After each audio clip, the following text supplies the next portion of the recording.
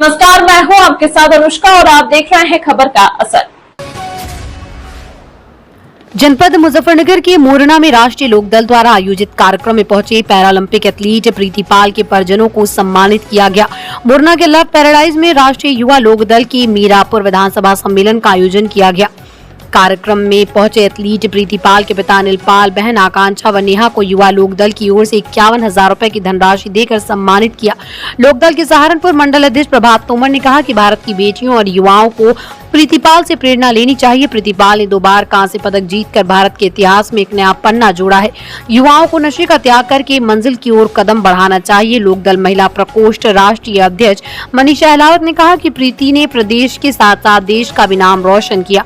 देश की बेटियां मेहनत के दम पर बहुत आगे जा सकती हैं। कार्यक्रम में युवा लोकदल के जिला अध्यक्ष गज्जू पठान, मीरापुर विधानसभा अध्यक्ष डॉक्टर अमित ठाकरान, रमा नागर, सुधीर भारती, राम निवास पाल, दीपक नागर, भावना यादव, आसिफ चौधरी, शाह आलम, महक सिंह, विनोद, अस्मित चौधरी व सैकड़ों कार्यकर्ता मौजूद रहे। खिलाड़ी प्रीतिपाल है, उसके सम्मान का है ये चुनाव का नहीं। ये प्रोग्राम तो सिर्फ युवा राष्ट्रीय लोकदल की तरफ से जो प्रीतिपाल ने जो इस क्षेत्र का, हमारे जिले का और हमारे प्रदेश का और हमारे देश का जो नाम रोशन करा है, उनके सम्मान के लिए यह एक तीर से 2 निशाने साधे जा रहे हैं। सम्मान भी होगा, खिलाड़ी है, सम्मान करना ही है। और चुनाव आ रहा है, चुनाव की तैयारी है। जिस तरह युवाओं की भागीदारी देखना तो ये भी सच्चाई है कि देखो सुनो, चुनाव है और इसी क्षेत्र में है तो राजनीति तो होगी। तो क्या देखते हैं इस चुनाव को, किस तरह से इसका यहाँ मीरापुर पे राष्ट्रीय लोकदल बहुत मजबूती से चुनाव लड़ेगी और 30 से 40 हज़ार के बीच में जीतने का काम करेगी। टिकट की बात करेंगे, अभी टिकट घोषित नहीं हुआ, प्रत्याशी बहुत सारे। देखो, प्रत्याशी तो हमारा हेड पंप है नल का, वो चौधरी साहब हमारे जो राष्ट्रीय अध्यक्ष हैं, हमारे नेता हैं आदरणीय जैन जी, वे जिसे भी देंगे, हमारी पार्टी से 7-8 लोग टिकट मांग रहे हैं, उसमें एक मैं भी शामिल हूँ। वो जिसे भी टिकट देंगे उसे पूरी दमखम के साथ लड़ाया जाएगा और उसे जिताना काम करेंगे। चर्चा ये भी है कि प्रत्याशी भाजपा का रहेगा और सिंबल लोकदल का होगा।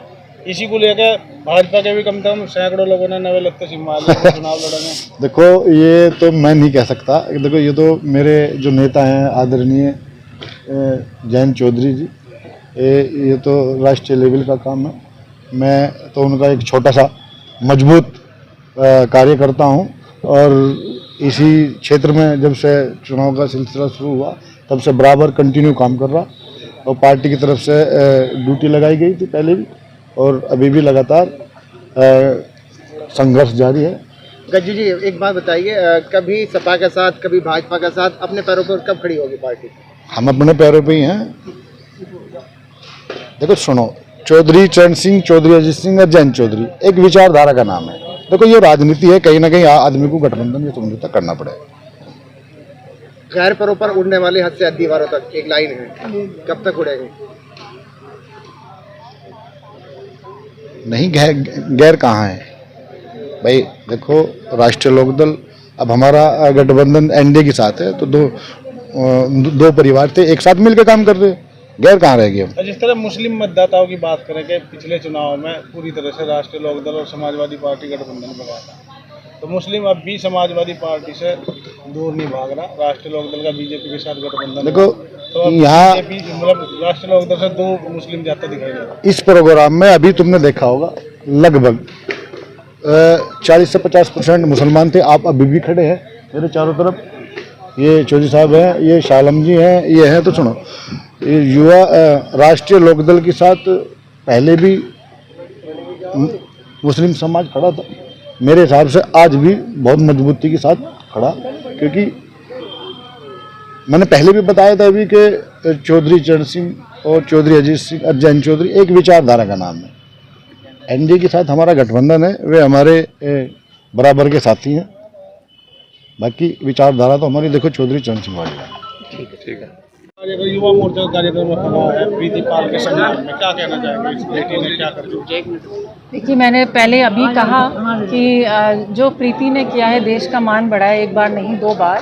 तो उसके लिए एक तो सबसे पहले परिवार को और समाज को आभार होना चाहिए कि उन्होंने एक बेटी को बढ़ावा दिया और उस मुकाम तक पहुंचाया।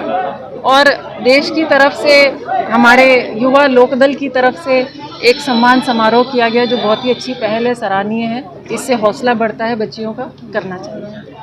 चौधरी साहब जब पूरी निधि को खेल और खिलाड़ियों के लिए समर्पित कर रहे हैं, प्रीति पाल के लिए भी बड़ा काम किया, जिनको कौशल विकास विभाग की ब्रांड उसको लेकर क्या कहेंगे? देखिए, जो एम्बेसडर बनाने का मतलब है कि आपने उनको एक लाइमलाइट में ला दिया है और काफ़ी हज़ारों लाखों लड़कियां उनको देखकर प्रेरित होंगी। उनकी कहानी देखो, जैसे ही कोई मीडिया में आता है, आप लोग नाम चलाते हैं तो लोग गूगल करते हैं कौन है। जब गूगल करते पता लगता है कहाँ से हैं, क्या बैकग्राउंड है, अच्छा यहाँ से हैं तो हम भी। अभी मैं उनकी जो बड़ी बहन है उनसे पूछ रही थी कैसे शुरुआत हुई, तो शुरुआत बहुत मामूली होती है, लेकिन ये होता है कि कहीं मौका मिल जाता है, अवसर मिलता है, संसाधन मिलते हैं, तब आगे बढ़ते हैं। ये भी एक स्टेडियम मेरठ में है, तो कितने लोग यहाँ से मेरठ जा पाएंगे।